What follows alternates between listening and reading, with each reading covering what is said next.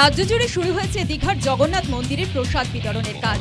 মুখ্যমন্ত্রী মমতা বন্দ্যোপাধ্যায়ের নির্দেশে রেশন দোকানের মাধ্যমে বিতরণ করা হচ্ছে প্রসাদ।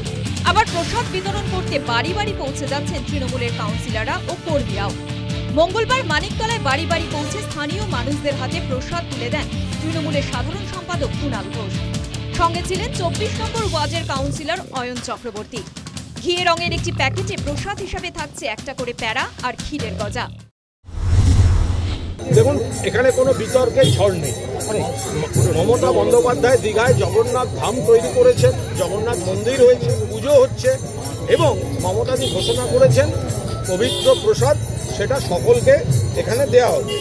এবার সকলকে যে দেয়া হবে তো সেই পরিকল্পনা অনুযায়ী আমাদের এখানে 28 নম্বর ওয়ার্ডের কাউন্সিলর চক্রবর্তী আমরা এই এলাকায় বাড়ি বাড়ি এই প্রসাদ দিতে বেরিয়েছি। যখন ভগবানকে ফুল দেন, আপনি কি সে দেখতে যান যে ফুল কোন চাষির বাগানে তৈরি হয়েছে, সেই চাষি হিন্দু না মুসলমান না খ্রিস্টান?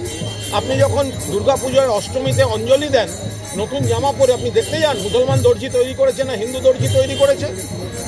ভগবানের কাছে যেটা প্রসাদ হিসেবে পড়ছে, ভগবানের স্পর্শে সেটা প্রসাদ।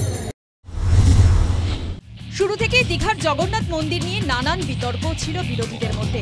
মন্দিরের নামকরণ নিয়ে মুখ্যমন্ত্রীকে কটাক্ষ করেছিলেন তারা। বিজেপির অভিযোগ, স্থানীয় দোকানে মিষ্টি তৈরি করে বিতরণ করা হচ্ছে। এটি মিষ্টি, আদৌ জগন্নাথ মন্দিরের প্রসাদ নয়।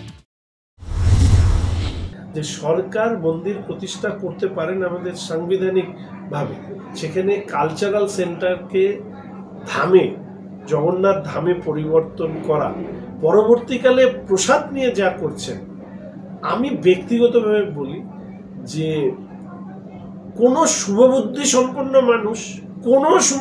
সম্পন্ন মানুষ এই নিম্ন রুচির রাজনীতিকে সমর্থন করে। জগন্নাথ দেবের প্রসাদকে কেন্দ্র করে নতুন বিতর্ক রাজ্যে। অনেকে প্রশ্ন করছেন, জনগণের করের টাকায় কেন প্রসাদ বিতরণ করা হবে?